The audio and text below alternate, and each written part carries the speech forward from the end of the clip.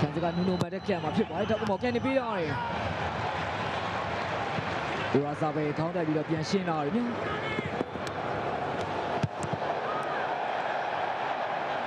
နူနိုမန်တက်အလဲဝင်လာတယ်ပေါ်တူဂီတင်းပဲမန်တက်အနေငယ်ဟန်ချက်ပြတ်နေကြတာဖြစ်ပါတယ်ပေါ်တူဂီတင်းကပဲရလာသေးတယ်ဒါပဲလေရူထီပြန်နေပြီးတော့ကြားပြဟန်တာထားတယ်ဗျာမတင်လုံးကတော့ပွဲစပိုင်းမှာအတော်လေးပွင့်နေတဲ့ကစားဟန်မျိုးနဲ့ပဲအပြန်လန်တိုက်စစ်လမ်းကြောင်းတွေတော့ဖွင့်ပြီးတော့ကစားနေကြတာဖြစ်ပါတယ်ရူဒီပဲလည်းပြန်ထွဲလာတယ်ဘက်ထရီတောက်လျှောက်ပဲယူလာတယ်ဗျ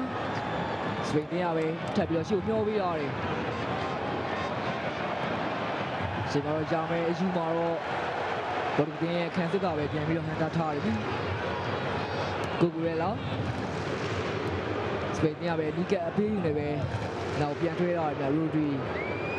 လေဘာရှိနေကူဘာစီကူဘာစီရှုပ်ထပ်တွဲရတယ်ရမယ်နောက်ပြန်ပို့ရတယ်ကူဘာစီလိုက်ပြီးရှုပ်မျောပေးရတယ်ချိန်မှာပေါ်တူဂီတင်းခန်းစစ်ကတော့မချော်သေးဘူးဂျောင်ဒီဘက်လည်းပြန်ပေးရတယ်ဂျောင်ဖီလစ်အယူမှာတော့စပိန်တင်းကပဲပြန်ပြီးတော့တားဆီးထားခဲ့တာဖြစ်ပါတယ်ဒန်နီအော်ဘူထောက်လျှောက်ပဲဆွဲလာတယ်နော်ဒန်နီအော်ဘူပဲဘယ်ကြောင်ထုတ်ပေးရတယ်စပိန်တင်းပဲလေပေးရမှာတော့လက်ကက်လာပြီ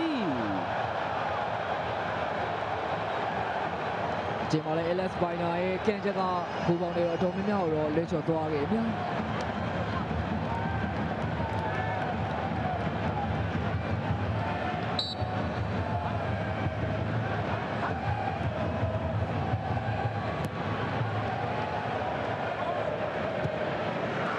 ဗီကာရှေ့ကန်နေပြီးတော့စပိန်တင်းကပဲခေါင်းထားဗျာရူဒီခေါင်းတိုက်ပြီးတော့နောက်မှာရှိနေအသင်းပေါ်နဲ့ပြန်ထွေးလာခဲ့တာဖြစ်ပါတယ်ကူကူရဲလာကူဘာစီအလဲပေးတော့ရိုဒရီ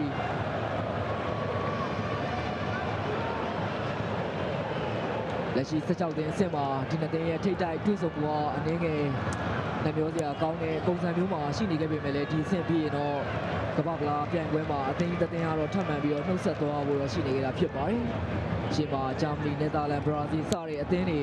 အသီးသီးနှုတ်ဆက်ထွက်ခွာပြီးဖြစ်ပါဒီနေ့မှာစပိန်နဲ့ပေါ်တူဂီအသင်းနှစ်သင်းတွေကဘယ်အသင်းကထပ်ပြီးတော့အိမ်ပြန်ရမလဲစောင့်ကြည့်တော့မှာဖြစ်ပါတယ်စပိန်ဒီမဲ့လေပေးလာတယ်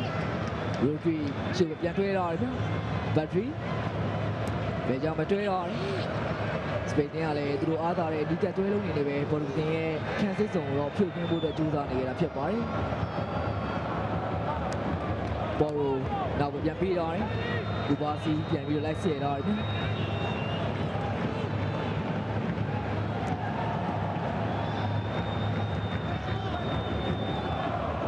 ကူဘာစီညာကြောင်ပြန်ပို့တော့တယ်ပေါ်ရိုရမယ်ဒီချိန်မှာလည်းလူပေးမှားတယ်ဗျဒူနိုနောက်ပြန်တွဲတော့တယ်ချောင်းဖီလစ်ပဲနောက်မှရှိတဲ့နူနိုမန်တက်နဲ့ပြန်ထွေးထားခဲ့တာဖြစ်ပါတယ်နူနိုမန်တက်ကတော့ဒီနေ့မှာသူ့ရဲ့ခုနှစ်ပွဲမြောက်ကမ္ဘာ့ဖလားပွဲစဉ်ဖြစ်ပါဝင်ပြီးတော့ရှင်းပြစားနေတယ်နူနိုမန်တက်အကောင်းဆုံးကြော်ဖြတ်လာတယ်ဗျဘယ်ကြောင့်ပို့တော့တယ်ဘရူနိုလိုက်တင်မရှိကိုပါပေးရတယ်မန်တက်အေးရဝင်လာတယ်ကန်စစ်ကနေတိုက်စစ်တီလိုက်ပါပြီးတော့မန်တက်ဘော်ဒီကတင်းရဲ့တိုက်စစ်လမ်းကြောင်းတွေမှာအကျိုးပြုနိုင်ဖို့အတွက်ကြိုးစားနေတာဖြစ်ပါတယ်ရူဒီရှိကိုပြောပေးရတယ်လာမင်းရမယ်အေးရဝင်လာတယ်ရမယ်ပဲချက်လက်လာတယ်လက်ကန်လာပြီရန်ရှန်ထွက်လာတယ်ထပ်ပြီးတော့ပိတ်ပြီကိုဒီမှာကော့စတာရဲ့လက်စွမ်းနေရလဲဒီချိန်မှာတော်လေးအန်ဟိုဘဲကောင်းတဲ့အနေထားမျိုးမှာတော့ရှိနေကြတာဖြစ်ပါတယ်လာမင်းရမယ်ရဲ့အစောပိုင်းဘယ်ကြီးကန်ချက်ကိုလည်းကော့စတာကာဝယ်နိုင်ခဲ့လို့ပြန်ရှန်ထွက်လာတဲ့ဘောလုံးတော့ LS Biner ရဲ့ထပ်မံအဆုံးသတ်မှုကိုလည်းကော့စတာပဲတမိုးချင်းထပ်မံပြီးတော့ရှင်းထုတ်သွားခဲ့တာဖြစ်ပါတယ်ပြီးခဲ့တဲ့ခရိုအေးရှားအသင်းနဲ့ပွဲစဉ်မှာလည်းလက်စွမ်းကောင်းတွေပြသခဲ့တဲ့ဒီယိုဂိုကော့စတာဒီနေ့မှာလည်းစပိန်အသင်းရနိုင်တဲ့တွင်ကိုဖြစ်ပြောင်းလဲနိုင်မဲ့ကန်ချက်တွေကိုတော့သူ့ရဲ့လက်စွမ်းပြမှုတွေနဲ့ပြန်ပြီးတော့တားဆီးထားခဲ့တာဖြစ်ပါတယ်လက်ရှိမှာတော့စပိန်အသင်းတော့ကမောကန်ခွင့်ရထားတယ်ဗျတော့ကမောတော့ LS Biner ကန်မှာဖြစ်ပါတယ်Biner ကနေပေးထားတယ်ဒီဗီဒီယိုကောင်တာပြီးရှင်းတာဗျလာမရမယ်ဘယ်ချမ်းကိုလိုက်တင်နေဖြန့်ပြီးထားတယ်ကူဝဲလာပြန်ချက်ထားပြီးတယ်ဒန်နီအော်မိုညာချမ်းမှာပြန်ရတယ်ဗျရမယ်ဒီရောပို့ပြီးဒီဗီဒီယိုကောင်တာပြန်ရှင်းတာဗျBiner အမေရမဲလူချိုနေထားမှာရှိနေကြတာကြောင့်တော့ဘလုံးတော့ရယူခဲ့ခြင်းမရှိတာဖြစ်ပါတယ်ကြောင့်မို့ပရိုဂီတင်ရပဲလက်ပြပေါ်မြတ်ခွင့်ရမယ်ဗျ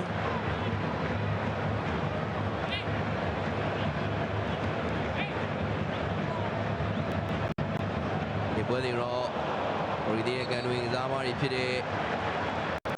ပီပီဒေကိုဇာရှိကစားသမားတွေဒီပွဲတွေတော့လာပြီးတော့ကြည့်ရှုနေကြတာဖြစ်ပါတယ်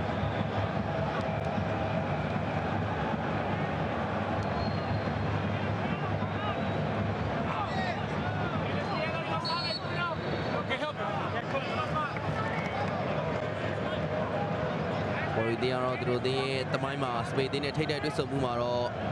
ဒီချိန်သာတာမန်ပွဲသားချင်းတွေမှာအနိုင်ရယူမှုတာဖြစ်ပြီးဒါကတော့2004ခုနှစ်ဥရောပချန်ပီယံရှစ်အုပ်စုစဉ်ပွဲတွေမှာဂိုးမရှိတဲ့အနိုင်ရရှိပွဲပူတာဖြစ်ပါတယ်။ဒီကော့စတာရှုကနေပေးလိုက်ပြီးစပိန်တင်းပဲပြန်ရတယ်ဗျ။ဒိုဒရီဘိုင်နာရေချန်တွေတက်လာတယ်ကူရယ်နဲ့တွဲဖို့ကြိုးစားတယ်ကူရယ်လာပြန်ချလာတယ်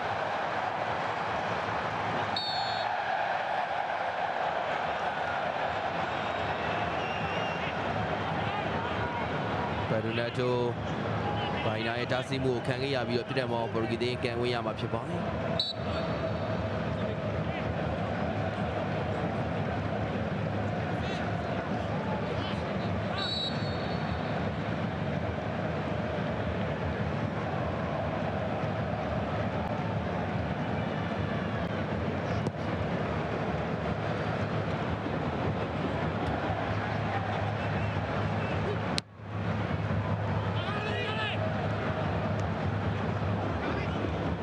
ရှာမေဖက်ဒရီ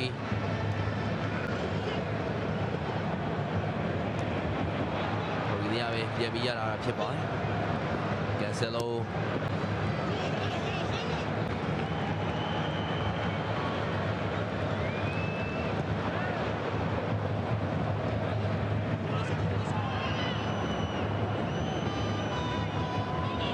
ဗီဒီညာ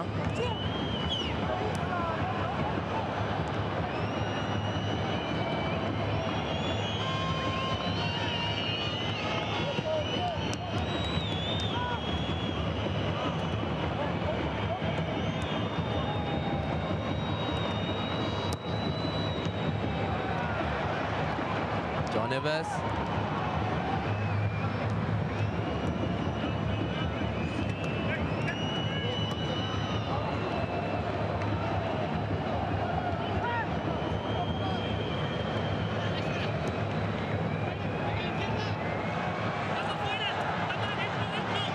Orideme Cancelo Neto Bruno လက်ချပေးရတဲ့ Canceloဒီတိုက်စစ်တွဲလုံးနေဒီချိန်မှာတော့လူချိုနေတော့ရောက်ရှိနေခဲ့တယ်ဗျဒ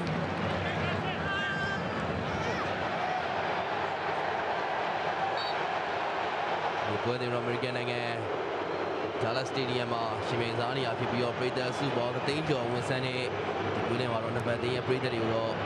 တို့တွေအမြောက်များတပိထားခဲ့ရတာဖြစ်ပါတယ်ဘက်ဒရီ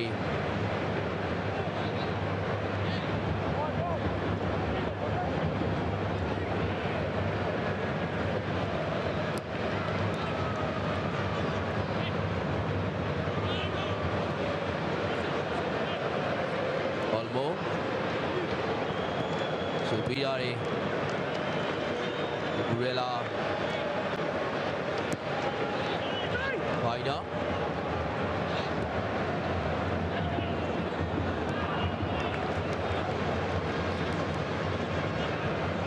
ဒီတဲ့လုံးရဲ့ကွန်းလန်ပိုင်းပေါ်ထွက်လာမှုကြည့်မယ်ဆိုရင်တော့စပိန်ကဘာစီလိုနာတဲ့ကစားသမား2ဦးဖြစ်တဲ့အိုမိုနဲ့ဖက်ဘရီတို့ကိုကွန်းလန်တိုက်စစ်နေရာမှာတွဲဖက်လာခဲ့ပြီးဘူရီတွေကလည်းကွန်းလန်အထိုင်နေရာမှာတော့ချန်ပီယံလိလက်ရှိချန်ပီယံ PSG ရဲ့ခွင့်လက်တွဲဖြစ်တဲ့ပညာနဲ့ဂျော်နဘတ်တို့တော့တွဲဖက်လာခဲ့တာဖြစ်ပါတယ်။ဒါပြင်နောက်ထပ်ခွင့်လက်နေရာမှာလည်းမန်ချက်စတာကလပ်ဒီမှာကစားနေတဲ့မန်ချက်စတာစီးတီးကစားမှာရူဘီယာတော့စပိန်တီးမှာပေါ်လာခဲ့ပြီးတော့မန်ချက်စတာယူနိုက်တက်ကစားမှာဘရူဖန်နက်တက်ကတော့ရူဘီတီးဘက်မှာတော့ပေါ်လာခဲ့ရဖြစ်ပါတယ်။တကယ်ကိုခွင့်လက်အရေးသွေးမြင့်မာတဲ့ကစားသမားတွေနဲ့ ချက်ရန်စုပွဲထားတဲ့ကွန်းလင်အစုပွဲတစ်ခုတော့ဒီနေ့ကွန်းလင်မှာတော့ကျွန်တော်တို့တွေ့နေရတာဖြစ်ပါလက်ရှိမှာစပိန်သေးရလာတဲ့ဖြစ်တဲ့မော်တော့ LS ဘိုင်နာကနေပြီးမှဖြစ်ပါတယ်ကိုရဖက်ဒီမှုတွေအားကောင်းတဲ့ဘိုင်နာတော့ဒီချိန်ကမ္ဘာဖလားမှာစပိန်သေးရဲ့တေကန်မော်တွေကိုအဓိကကနေပြီးဖြစ်တော့တောင်းယူထားတယ်နော်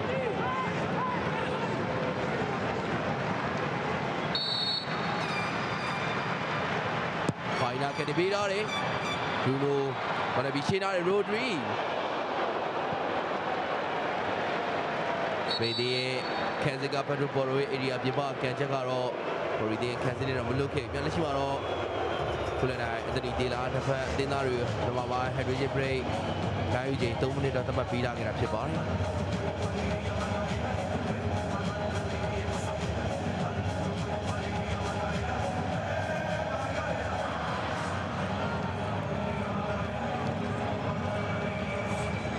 ဒီနေ့ပွဲမှာတဲ့လုံးကိုကန်တူနေတဲ့စပိန်ဒီပြနှစ်ဦးရဲ့အားပြန်ပြီးတော့လည်းဆက်လက်ပြီးတော့စောင့်ကြည့်သွားမယ်အနေထားထဲမှာတော့ရှိနေကြတာဖြစ်ပါတယ်ဒီဒီပြနှစ်ဦးရဲ့ကြားမှာပြီးခဲ့တဲ့2025 UEFA Nation League Final အပြီးမှာအဲဒီပွဲစဉ်ရဲ့ပြန်ဆန်မှုပြင်းထန်မှုပုံရိပ်တွေကဒီနေ့ပွဲဒီဆက်ပြီးတော့ပါလာမလားစောင့်ကြည့်သွားမှာဖြစ်ပါတယ်နောက်ဆုံးထိပ်တိုက်တွေ့ခဲ့တဲ့အဲဒီ2025 UEFA Nation League Final မှာတော့ပေါ်တူဂီအသင်းကစပိန်အသင်းကိုပန်နီဆုံးဖြတ်တဲ့အနိုင်ယူပြီးတော့ချန်ပီယံဖြစ်ခဲ့တာဖြစ်ပြီးတော့ဒီနေ့မှာအဲဒီရှုံးခွေးကိုစပိန်အသင်းပြန်နေပြီးတော့ဆက်သွားနိုင်မလားစောင့်ကြည့်သွားမှာဖြစ်ပါတယ်ကမ္ဘာဖလားသမိုင်းမှာလည်း2010တုန်းကဒီအဆင့်မှာပဲဒီနှစ်သင်းထိပ်တိုက်တွေ့ဆုံခဲ့တာဖြစ်ပြီးတော့အဲဒီတုန်းကတော့ပေါ်တူဂီကိုအနိုင်ရရှိခဲ့တဲ့စပိန်ကအဲဒီနှစ်မှာပဲကမ္ဘာဖလားချန်ပီယံတော့ဖြစ်ခဲ့တာဖြစ်ပါတယ်ဒါအပြင်2018တုန်းကလည်းဒီနှစ်သင်းကမ္ဘာဖလားရဲ့အုပ်စုစစ်မှာတွေ့ဆုံခဲ့ပြီးတော့တစ်ဖက်3ဂိုးစီတော့တည်ရလက်ထပ်ပေါ်လာရတာဖြစ်ပါတယ်2018အုပ်စုစစ်မှာတွေ့တော့ကတော့ပေါ်တူဂီသင်းရဲ့တိုက်စစ်ကစားမှာရိုနယ်ဒိုကစပိန်သင်းဘက်ကိုတော့ဟက်ထရစ်သွင်းနိုင်ခဲ့ပြီးတော့ဒါကတော့သူ့ရဲ့ဘဝမှာကမ္ဘာဖလားရဲ့ပထမဆုံးဟက်ထရစ်သွင်းကိုဖြစ်တော့စပိန်သင်းဘက်ကိုတော့ရိုနယ်ဒိုသွင်းယူထားနိုင်ခဲ့တာဖြစ်ပါတယ်ဒါကြောင့်ကစားသမားတွေရဲ့ကြားမှာရောဒီပြရဲ့ကြားမှာပါတကယ်ကိုမှတ်တမ်းမဲ့ရာတွေရှိနေတဲ့ဒီနှစ်သင်းရဲ့ထိပ်တိုက်တိုးဆုံမှုမှာဒီနေ့မှာဘယ်အသင်းကထပ်ပြီးတော့အသာရသွားမလဲစောင့်ကြည့်သွားမှာလည်းဖြစ်ပါတယ်တဲ့တဲ့ရဲ့နောက်ဆုံးတွေ့လာတဲ့ခုနှစ်ချိန်ကိုကြည့်မယ်ဆိုရင်လည်းတော်လေးထူးခြားတဲ့အရာတစ်ခုကတော့ရှိနေပြီဒါကတော့6ချိန်ထိနောက်ဆုံးတွေ့လာတဲ့ခုနှစ်ချိန်မှာတီရလက်တွေထွက်ပေါ်ထားခဲ့တာဖြစ်ပါတယ်ဒီကနေ့ပြန်ခဲ့တဲ့ Nation League Final မှာလည်း9စီတီရလက်ပဲတာမန်ပွဲသားချိန်တွေမှာတွေ့မြင်ခဲ့ရပြီးတော့ဒီဒေသမှာနောက်ပိုင်းတွေ့တဲ့ရလက်တွေကတော့တိတ်ပြီးနိုင်ရှုံးခွဲပြားခြင်းတော့မရှိခဲ့တာဖြစ်ပါတယ်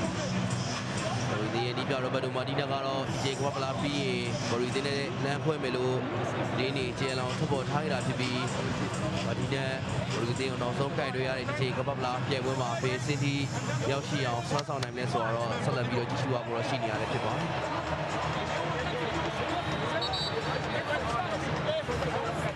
ဝေဒီယာတော့ဒီချိန်ကမ္ဘာဖလားမှာဘရိုတင်းရဲ့ဆက်ပြီးနီးပြဖြစ်ကတော့ပရီးမီယာလိဂ်ကလပ်အက်စတိုဗီလာတင်းရဲ့နီးပြဘူနိုင်းအမ်ရီရဲ့ကိုချင်းချင်းမှာပါဝင်နေတဲ့အော်စတင်မက်ဖီကိုတော့ခေါ်ဆောင်လာခဲ့တာဖြစ်ပြီးအော်စတင်မက်ဖီဟိုရီတင်းသားတွေကိုတော့ဆက်ပြီးနဲ့ပတ်သက်ပြီးအတော်လေးဟက်ဒရီဂျင်ဘရိတ်မှာညွှန်ကြားမှုတွေပြုလုပ်နေတဲ့ပုံစံမျိုးတွေကိုလည်းတွေ့နေရတယ်ဖြစ်ပါတယ်ဟိုရီတင်းကတော့ဒီချိန်ကမ္ဘာဖလားမှာဆက်ပြီးတွေကိုတော့အတော်လေးပြောင်းလဲတဲ့ပုံစံတစ်ခုနဲ့တင်ကိုရရှိဖို့ကြိုးပမ်းနေတဲ့အနေအထားမျိုးတွေကိုလည်းပွဲစဉ်တောက်လျှောက်မှာတော့တွေ့နေကြရတာဖြစ်ပါတယ်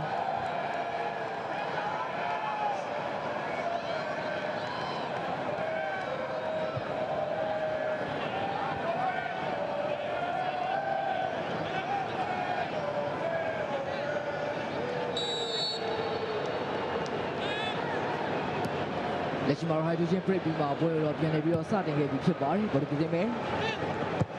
ရူဘင်ဒီယက်ချိုပြန်နေပြီးတော့ကူဂူရဲလာပြန်ပြီးတော့လိုက်စစ်တော့ဗျာစပိန်တင်းအောင်ပဲကန်စကကူဂူရဲလာဒီမှာလည်းပြန်ထွေးတော့ဦးနိုင်ဆိုင်မွန်ဘောလုံးရရှိထားခဲ့တာဖြစ်ပါတယ်ဦးနိုင်ဆိုင်မွန်ပဲကန်တမရှိတဲ့ကူပါစီစပိန်တင်းအောင်ပဲရတာတည်းညာကြောင်မထပ်ပြီးတော့ထွေးတော့ပေါ်ရိုရှေ့ဘက်လိုက်တင်မျောပြီးတော့ဒီပုံကရိုင်မကစားမှထိသွားတဲ့ကြားတစ်ခုမှာစပိန်တင်းကလက်ဖြစ်ပေါ်မြောက်ခွင့်ရအောင်ပဲပေါ်ရိုကတော့ပြီးခဲ့တဲ့ပွဲစဉ်မှာသွင်းကိုတကူရောက်ထားနိုင်ခဲ့တာဖြစ်ပြီးတော့ဒီနေ့လည်းစပိန်တင်းရဲ့ညာချမ်းခန့်ဆက်မှာပွဲထပ်ပြီးတော့ပါဝင်ကစားခွင့်တော့ရနေခဲ့တာဖြစ်ပါတယ်။ဘူပါစီလည်းပြန်ထွဲရတယ်ရိုဒရီ နောက်မှာရှိတဲ့ဦးနိုင်ဆိုင်မုံနဲ့ပဲပြန်တွေ့ရတယ်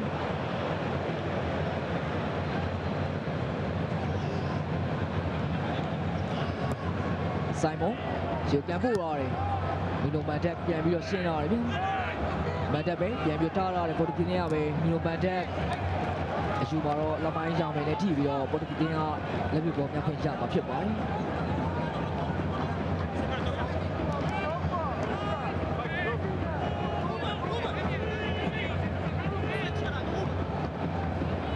မန်တက်မြောက်ချပေးရတယ်စပိန်ရဲ့ခန်းစစ်ကပဲခေါင်းနဲ့ပြီးတော့ပြန်ရှင်းတော့ရဗျပေါ်တူဂီပဲဒီဘက်အလည်းပြန်တွေ့ရတယ်ဘရူနိုအလည်းပဲပေးရတယ်ဗီတင်ညာဒါကြောင့်ပဲပြန်ပို့ရတယ်ပေါ်တူဂီကပဲရလာသေးတယ်ဗျကြောင်ကန်ဆယ်လို့လည်းပြန်တွေ့ရတယ်ရိုနယ်ဒိုဒါကြောင့်ပဲပြန်ပြီးတော့ပေးရတယ်ပေါ်တူဂီကပဲတိုက်စစ်လမ်းကြောင်းပြန်လဲစတင်ဖို့တော့ကြိုးစားနေတယ်နောက်မှရှိတဲ့ရူဘင်ဒီယက်အလည်းပဲပြန်တွေ့ရတယ်ဗီတင်ညာပေါ်တူဂီကပဲရလာတယ်ဗျဗီတင်ညာပဲဒါကြောင့်ပဲဘောလုံးရယူထားတယ်ဘရူနို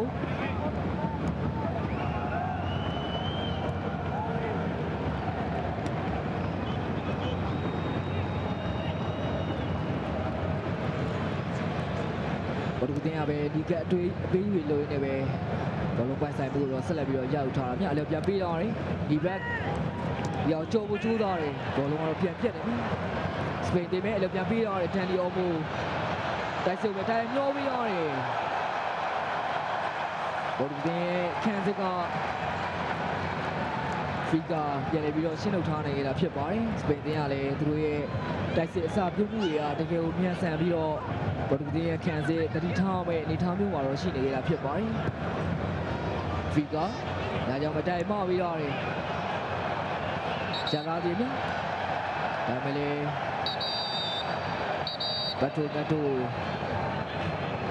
ဘောလုံးရှူမှာတော့ပြဿနာပေါ်ဖြစ်ပဲတတ်မှတ်ပေးခြင်းတော့ခံလာရတာဖြစ်ပါတယ်အစောပိုင်းကခန်းစစ်ကနေတိုက်ရိုက်ပေးပို့လိုက်တဲ့ဘောလုံးကိုတော့နတ်တိုဘောလုံးထင်းရမှာတော့လက်နဲ့တော့အငင်းငယ်ထိသွားတယ်ကူဘာစီစပိန်เนี่ยပဲတောက်လျှောက်ယူလာတယ်ကူဘာစီပဲတောက်လျှောက်ပဲဆွဲတက်လာတယ်နဲ့ပြန်တွဲရတယ်ဒန်ဒီအော်မူညာကြောင့်ပဲပြန်တွဲရတယ်နော်မင်းရမယ်ပဲရှုပ်ပြောပေးရတယ်ဘတ်တိုပေါ်ရိုဒီကူမူကအနူလိုမန်တက်နဲ့တော့မလွတ်ခဲ့ဘူး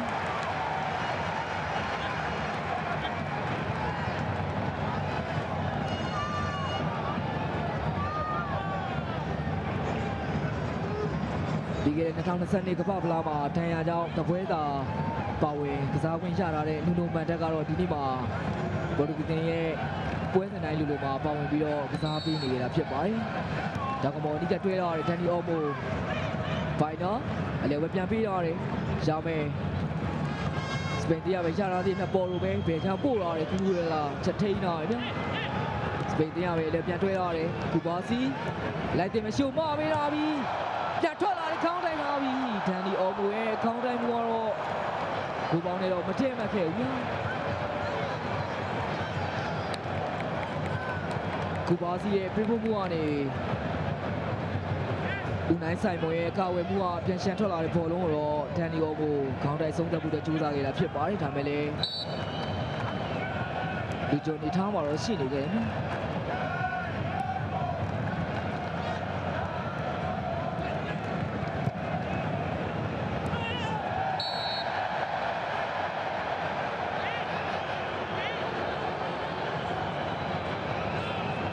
ခရစ္စတီယာနို ရိုနယ်ဒိုလာပေါ်ရဲ့တားဆီးခြင်းတော့ခံထားရတာဖြစ်ပါတယ်။ရိုနယ်ဒိုနဲ့လာပေါ်တို့ကတော့ဆော်ဒီကလန်အန်နာဆာအသင်းမှာအတူတူတွဲဖက်ကစားခဲ့ကြတဲ့အသင်းမော်တွေဖြစ်တော့ရှိခဲ့ဘူးတာဖြစ်ပါတယ်။လက်ရှိမှာတော့ပွဲသားချိန်က32မိနစ်ကိုရောက်ရှိလာခဲ့ဖြစ်ပြီးတော့စပိန်အသင်းကွာမလာပွဲစဉ်တွေမှာခန်းစစ်ကပေးကူမပေးခဲ့ရတော့မိနစ်ပေါင်း950ထိတော့ရှိလာခဲ့ရဖြစ်ပါတယ်။ကွာမလာသမိုင်းရဲ့ပေးကူမပေးရတဲ့အချိန်အကြာရှည်ဆုံးဖြစ်ရပ်တည်နေခဲ့တဲ့စပိန်ရဲ့ခန်းစစ်လက်ရှိချိန်ဒီလေပေါ်တူဂီရဲ့တိုက်စစ်ကိုတော့ပွဲသမားတရားနဲ့ဟန်တာနေနိုင်စေပဲ။လိုမန်တက်ဘရူနိုစပိန်ပြန်ရတယ်။လိုမန်တက်ပဲပြန်လုပြီးတော့နောက်ကိုပြန်ပေးထားရတာဖြစ်ပါတယ်။ဘရူနို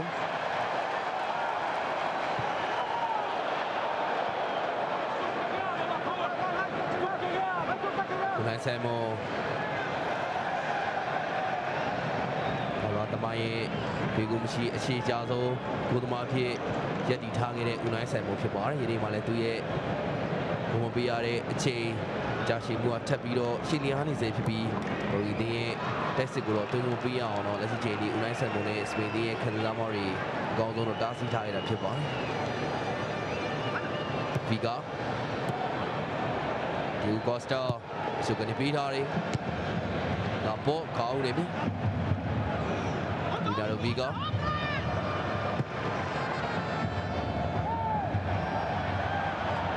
ရူနိုပေါ်တော့မကြော်ခဲ့ဘူးရိုဒရီ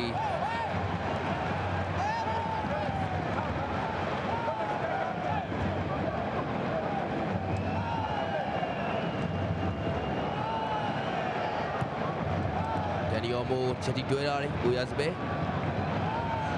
ဘိုင်နာကူကူရဲလာ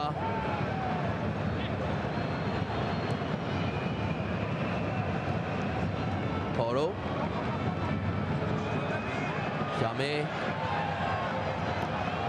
လိုက်တင်ပေးရတယ်အော်မိုပြချိုးထားတယ်ပိတ်သွင်းမဲ့ကစားမတွေ6ကိုက်စီးတဲ့မှာတော့ရှိမနေခဲ့ဘူးတာယာလေးပေးယူရကနေပေသေးခွင်းကောင်းတယောက်ကိုတော့ဖန်တီးနိုင်ခဲ့ပေမဲ့အဆုံးသက်ပိတ်သွင်းမဲ့ကစားမတွေတော့အသေးရှိမနေခဲ့တာဖြစ်ပါတယ်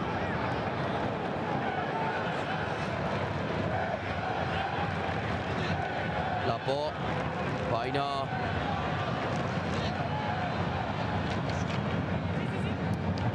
ကူကူရဲလာလာပေါ်ဘိုင်နာဒီရောကနေပေးထားတယ်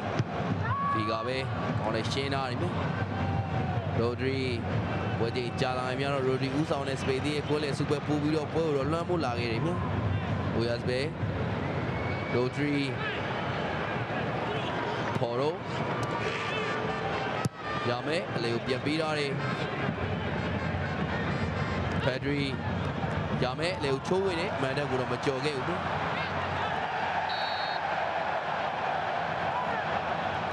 တာစီလူကျန်းသွားခဲ့တာကြောင့်တော့ပရီသေးရမယ်ဖြစ်တယ်ပေါ့ကန်ဝေးရမယ်အစီချေဒီတော့လူလိုမန်တက်လာမီယမဲကိုတော့ပုံစံကောတရားနဲ့ပြန်ပြီးတော့ဟန်တာနေခဲ့တာဖြစ်ပါတယ်နှစ်သင်းလုံးကတော့ပြီးခဲ့တဲ့32သင်းအဆင့်ရှုံးထွက်ပွဲစဉ်ဒီသူတို့ကစားခဲ့တဲ့ပွဲစဉ်၄ပွဲမှာတိုက်စစ်ကဂိုးမသွင်းနိုင်တဲ့ပွဲစဉ်ကတပွဲသာရှိခဲ့တာဖြစ်ပြီးတော့နှစ်သင်းလုံးရဲ့တိုက်စစ်ကလက်ရှိဘဖလာမှာပွဲစဉ်မှာ၃ပွဲထိကတော့အသင်းကိုရရှိထားခဲ့တာဖြစ်ပါတယ်ဒီလိုပုံစံမျိုးမှာရှိနေတဲ့တိုက်စစ်အားကောင်းတဲ့အသင်းနှစ်သင်းရဲ့ထိတိုက်တွေ့ဆုံမှုကတော့လက်ရှိပထမပိုင်းပြီးဆုံးဖို့10မိနစ်ဝန်းကျင်သာကြန့်ရှိတော့တဲ့အနေအထားကြီးကတော့အသင်းကိုရတော့ပျောက်ဆုံးနေရတာဖြစ်ပါတယ်စပိန်ရဲ့လက်ရှိဘဖလာမှာအသင်းကိုအများဆုံးစားမဖြစ်ရှိနေခဲ့တဲ့အိုရာဇာဘဲကလည်းလက်ရှိမှာတိတိကျကျဂိုးပေါက်ကန်သွင်းမှုတွေရရှိထားခြင်းမရှိလို့ဘက်ကပေါ်တူဂီတင်းအတွက်လက်ရှိဘဖလာမှာအသင်းကို3ဂိုးရထားတဲ့ရိုနယ်ဒိုကလည်းအခွင့်အရေးတွေတော့ပျောက်ဆုံးနေတာဖြစ်ပါတယ်။အသင်းတော်ကတော့ကွင်းလယ်မှာအပြိုင်အားဆိုင်နေပဲလက်ရှိပထမပိုင်းရဲ့ပွဲချိန်တွေကိုတော့ကုန်ဆုံးနေတယ်မျိုး။ဒီဂိုစတာကန်ဆိုပြန်ထွေးရတယ်ဟူမတီယက်ပေါ်တူဂီတင်းမဲရှုပ်ထပ်ပြီးတော့ထွေးရတယ်။ကူရလာပြန်ပြီးတော့ရှင်းလာတယ်။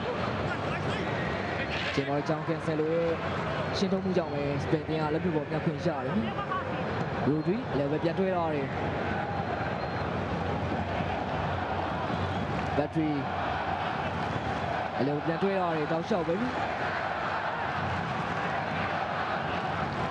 ဘက်ထရီလည်းပဲပြန်ပြီးတော့စပိန်တင်မဲ့ချိန်မှာတော့ပေါ်တူဂီရဲ့ကစားမတွေပဲလင်ပြန်ပြီးတော့ရှင်းထုတ်ထားခဲ့တာဖြစ်ပါတယ်။ဒီဘက်နောက်ပြီးရတယ်။ကန်ဆယ်လိုအလည်းပြန်တွဲရတယ်ဖီဂျင်ညာဘော်ဒီနီယာပဲရှုပ်ပေးရတယ်ရိုနယ်ဒိုနောက်ပဲပြန်ပို့ရတယ်ဖီဂါရိုနယ်နဲ့ပြန်တွဲရတယ်ဘော်ဒီတင်မဲဘယ်ကြောင်ထုတ်ပေးရတယ်ဂျောင်ဖီလစ်ပြောင်းကြော်ရတယ်လည်းပြန်ပေးရတယ်ဖီဂျင်ညာတောက်လျှောက်ပဲရတာပြည့်အလည်းပဲပြန်ပို့ရတယ်ဒီဘက်ဘော်ဒီတင်မဲလာကြောင်ပဲပြန်တွဲရတယ်ဘရူနိုပဲ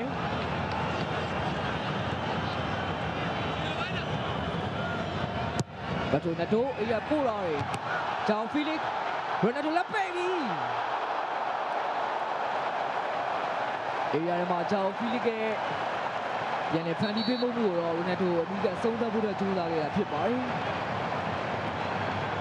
ရတဲ့အခြေအနေမျိုးကနေဆုံးသက်ခဲ့ရတဲ့အနေအထားမျိုးမှာရိုနယ်ဒိုရဲ့အဆုံးသက်ပိတ်သိမ်းမှုကတော့အနေငယ်အားနေပြီးတော့ရိုက်မသိရဲ့ဂိုးသမားပဲအလွယ်တကူပြန်လည်ပြီးတော့ဖန်ရရှိထားခဲ့တာဖြစ်ပါတယ်အေးရတဲ့ပါဂျာဖီလစ်ရိုနယ်ဒိုထံပြန်လည်ပြီးတော့ဖန်တီးပေးထားခဲ့တာဖြစ်ပြီးတော့ရိုနယ်ဒိုရဲ့ဖန်တီးမှုကတော့အနေငယ်အားနေနေပြီဒီမှာဘရီနီကတော့ဘေကျန်တောင်မှန်မှာဂျာဖီလစ်ကိုတော့နေရာပေးထားခဲ့ပြီးတော့စပိန်လာလီဂါကလပ်တွေမှာကျင်းလည်ခဲ့သလိုစပိန်ဇာမော်ရီကြောင့်အတော်လေးတိထားခဲ့တဲ့ဂျာဖီလစ်ယနေ့မှာတော့ရာဖီယယ်ရဲ့နေရာမှာကျော်ပြီးတော့ဒီမြောက်ရောဘတ်တိုမာတီနယ်ရဲ့ပွဲထွက်နေရာပေးခြင်းတော့ခံထားခဲ့ရတာဖြစ်ပါတယ်ဂျာဖီလစ်ကတော့စပိန်လာလီဂါကလပ်တွေဖြစ်တဲ့လက်ဒီဂိုမက်ဒရစ်ဘာစီလိုနာဆာရှိတဲ့အသင်းတွေမှာတော့ကစားနေမှုတဲ့ကစားသမားတွေဖြစ်ပါတယ်လက်ရှိမှာတော့ကွင်းထဲမှာပေါ်တူဂီရဲ့တောင်းပန်တိုက်စစ်ကစားမပထရိုနက်တိုဒဏ်ရာရသွားတဲ့ပုံစံမျိုးမှာတော့မြင်တွေ့ထားခဲ့ရတာဖြစ်ပါတယ်နက်တိုကတော့လက်ရှိ2026ဖဗလာမှာရှေ့ပိုင်းမှာ၄ပွဲပါဝင်ပွဲထွက်ကစားခွင့်ရထားပြီးတော့ဂိုးဖတ်တီးမှုတစ်ချိန်ပြုလုပ်ထားနိုင်တဲ့ကစားမလေးဖြစ်ပါတယ်ဒါအပြင်ဂျာဖီလစ်ကလည်းစော်ပိုင်းရအေးရထဲမှာပြန်လည်ပြီးတော့ဖန်တီးပေးဖို့ကြိုးစားနေပဲဂိုးစီးပြင်မှာရှိတဲ့ဖုံးနဲ့ထိပြီးတော့သူ့ရဲ့လက်မှာလည်းအနေငယ်ဒဏ်ရာရသွားဖို့တော့ရတယ်ဗျ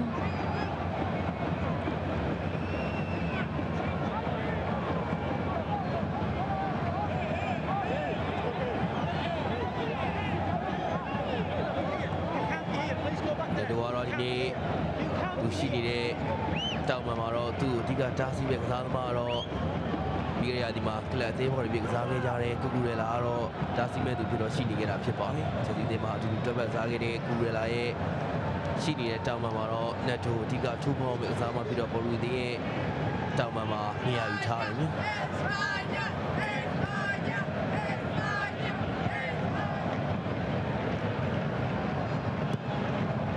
ပြန်ပြီးတော့စပြီလေလက်ဆန်မကနေပြီးတော့နေဒ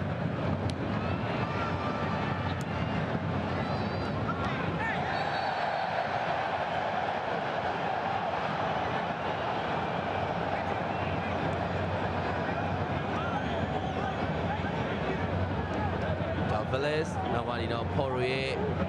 ဒါစီဘူတော့ခံခဲ့ရတာဖြစ်ပါတယ်ဒါဘရိုဒီဒီတော့ကန်ဝင်းရအောင်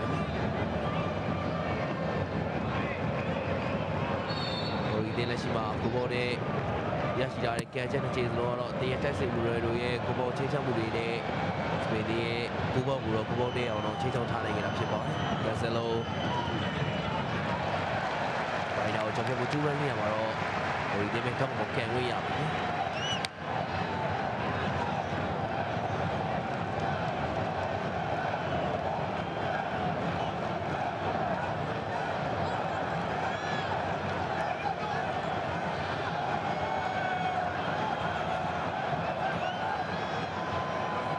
သူရဲ့ဘလုံးကဖက်နဲ့ကိုတော့လဲရမယ့်အနေထားမှာရှိနေကြတာကြောင့်လက်ရှိမှာတော့ဒီမေစီကတော့တွားပြီးတော့လဲနေတယ်နော်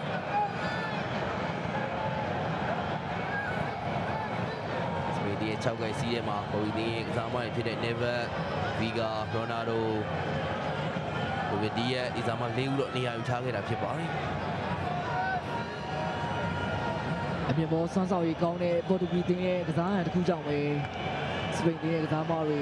လက်ရှိရရှိတဲ့ထောက်ခံပေါ်တော့တတိကြီးနဲ့ထားပြီးတော့စောင့်ကြည့်လို့တော့လိုအပ်နေရတာဖြစ်ပါတယ်။ဒီဖက်ကတော့ထပ်ပြီးတော့ပေါက်နေတော့တွေ့ထားခဲ့ရတယ်။မန်ဒတ်နီကတွေ့ထားတယ်။ဂျော်ဖီလစ်နောက်ပြပေးထားတယ်။မန်ဒတ်ကိုပါနဲ့ထိသွားခဲ့တာဖြစ်ပါတယ်။စပိန်ဒီနဲ့နောက်ဆုံးတွေ့ခဲ့တဲ့ Nation League Final မှာပေါ်တူဂီတေတော့သူ့ကိုရယူပေးခဲ့တဲ့နူလိုမန်ဒတ်ဒီချိန်မှာလည်းပေါ်တူဂီတေတော့ဦးဆောင်ကိုရရှိသွားနိုင်လောက်တဲ့အနေအထားမျိုးတော့သူရဲ့ဘယ်ချေကန့်ချက်နဲ့သူကိုရရှိအောင်ကြိုးပမ်းခဲ့ပေမဲ့လည်းကိုပါနဲ့ထိသွားခဲ့တာကြောင့်ပေါ်တူဂီတေဦးဆောင်ကိုရသွားနိုင်တဲ့အနေအထားတော့ကဘောင်းတော်နဲ့ပဲလွှဲချော်သွားခဲ့တာဖြစ်ပါတယ်။ပြီးခဲ့တဲ့အုပ်စုစစ်ပွဲစဉ်မှာဥစဘတ်တင်းနဲ့ပွဲစဉ်မှာထိုင်ရိုင်အဆုံးသတ်မှုတစ်ခုနဲ့သူကျုံကိုတကူရခဲ့မန်တိုက်ကကန်ချက်ကအချိန်မှလည်းကောင်းပုံခဲ့ပေမဲ့လည်းသူရဲ့ကန်ချက်ကတော့ကံမကောင်းစွာနဲ့ဘူဘာနန်ထိရာကြောင့်တင်ကိုထက်ရမယ်အခွင့်အရေးကတော့ဆုံးရှုံးသွားခဲ့တယ်နော်။စပါဘော်ရီဒီလက်ပြီးဘောပြန်လဲမြောက်ဖို့တော့ကွင်းတိုင်းအန်တိုနီတေလာညွှန်ကြားနေရဖြစ်ပါတယ်။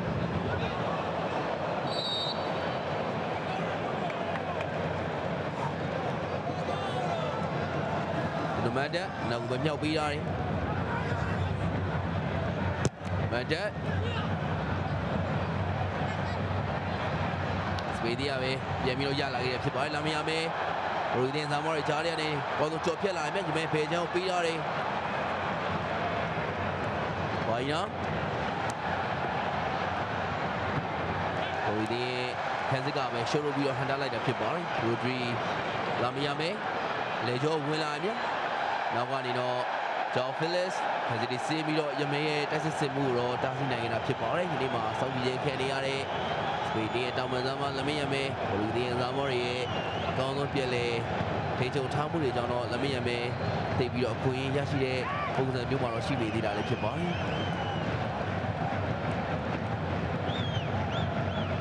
ဒီဂိုစတာ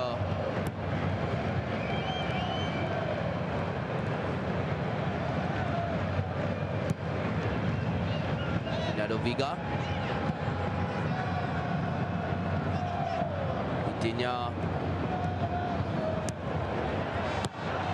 ဖနန်ဒက်ရှူမာဒီဘီဒါရီ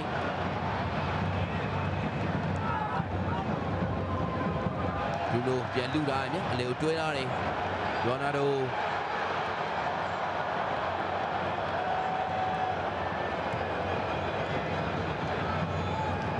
ဂျွန်နေဘတ်စ်လူဗီဒီယာစ်ကန်ဆယ်လိုလက်တို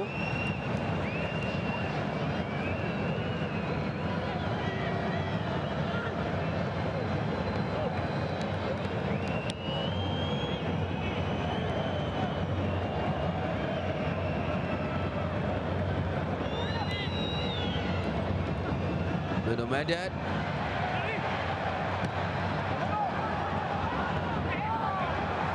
ဒီမေထရထားသေးတယ်နော်နာဒိုဗီဂါNo matter ကနေပေးလာပြီဒရိုင်းဆမ်မောလည်းပြီးတော့ဖန်ထားခဲ့တာဖြစ်ပါတယ်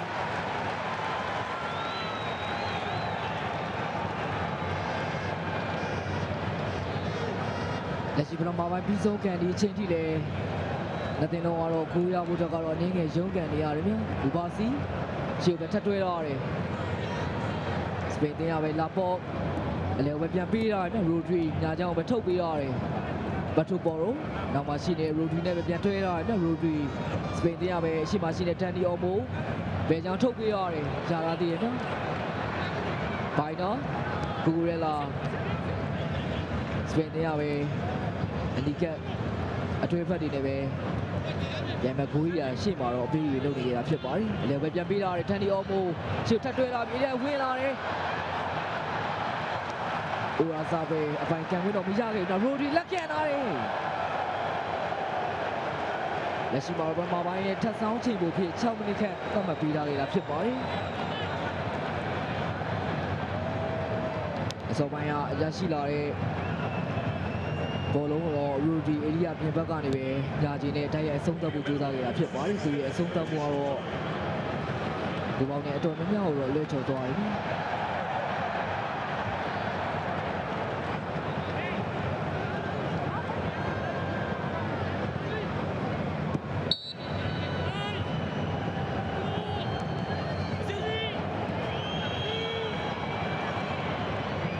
လက်တိုအလဲပြန်တွဲတော့တယ်ကန်ဆယ်လိုလက်ထုံနဲ့ပြန်ပြီးတော့ဗျဖီတင်ညောအလဲပြန်ပို့တော့တယ်ဒီဘက်ရှူပဲလိုက်တဲ့ပေးတော့ပြီးတော့လက်ထုံပြေးထွက်သွားတယ်ဒါပေမဲ့လေဦးနိုင်ဆိုင်မောကပဲဝန်ထပ်မမှန်နဲ့ပဲပြန်လဲပြီးတော့ရအောင်ထားတယ်ဗျစပိန်နဲ့ဘောလုံးပြန်ရလာတယ်ဗျဘက်ထရီအလဲပဲပေးရတယ်ရိုဒရီဘယ်ကြောင့်ပဲထုတ်ပေးရတယ်လက်ပိုင်းတော့ကြည့်ကြည့်နေဗျဘိုင်းတော့ပဲဘယ်ကြောင့်ပို့ရတယ်ကူရလာလက်မရှိနေရိုဒရီဒန်နီယိုဘိုဘတ်တူပေါ်ရိုလိုက်တယ်မရှိပါပြီးတော့အေးဝင်လာတယ်ရမယ်ချိန်မှာတော့ရမယ်ဒီဂျိုနီထားမှာတော့ရရှိနေကြတာဖြစ်ပါတယ်ဒီနေ့စပိန်ရဲ့ညာချမ်းမှာပြလောလောနဲ့ပြေးထွက်လေးရှိရဲ့အကြောင်းပဲချိန်မှာတော့မန်တက်ကိုကြော်ပြီးတော့ သူ့ရဲ့ဘောလုံးရရှိဖို့အတွက်ကြိုးစားမှုကလူကြုံအနေထားနဲ့ပဲဆုံးသက်ခဲ့တယ်နော်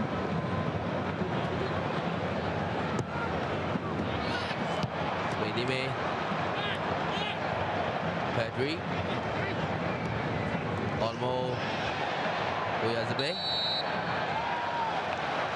ဒီတော့စပေဒီကကန်ဝင်ရမှာဖြစ်ပါတယ်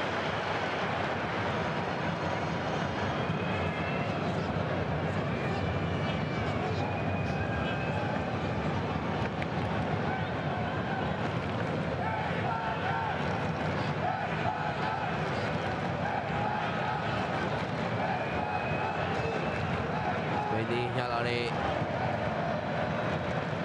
ဒီနေ့မှာတော့ကန်ဒီလူဖြစ်ဘိုင်နာနဲ့လာမရင်မဲတို့တော့တွေ့နေရတာဖြစ်ပါတယ်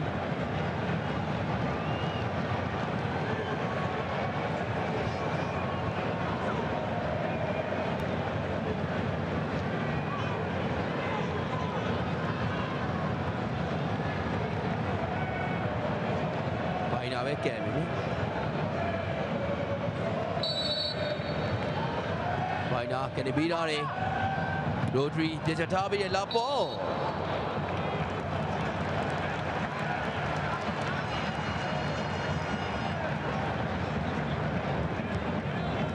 စပေဒီယန်ဇာမာရီလူချိုလီထားတော့ရောက်နေခဲ့တာဖြစ်ပါတယ်စပေဒီယန်ကတော့ဒီချိန်ကပ္ပဖလားမှာတော့ပထမပိုင်းမှာစားခဲ့တဲ့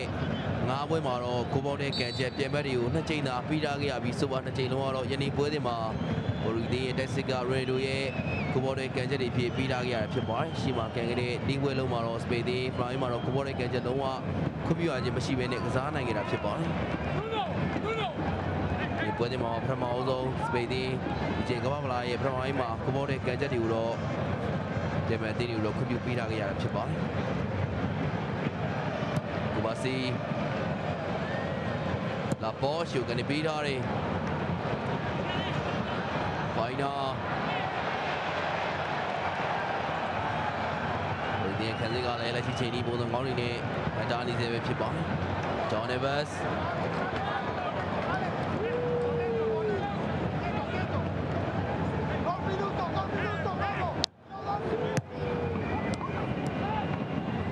ဂျော်ဖလက်စ်ရှိုတာလီမာပြီးရတယ်ဒီထွမ်းမဲ့ဘရူနိုတွေတော့ချိန်သားခိုင်းမှုမရှိခဲ့ဘူး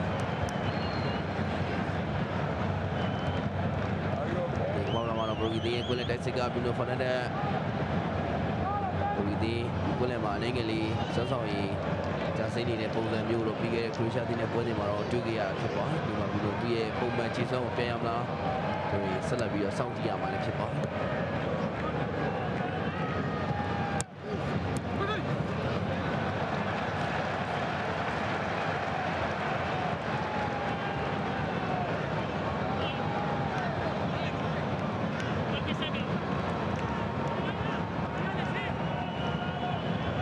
Diaz Today again are Joe Phillips Now one in Phillips Polo xoay ra cái nào cho Thì demo Media can we have a few body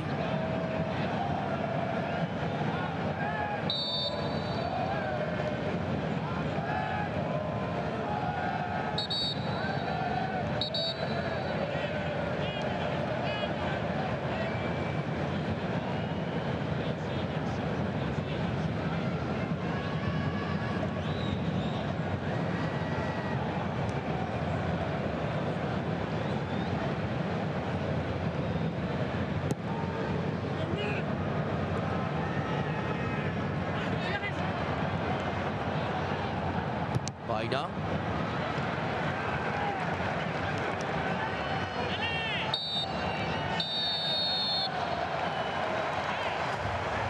Ang tawag na si Peter Miakmiao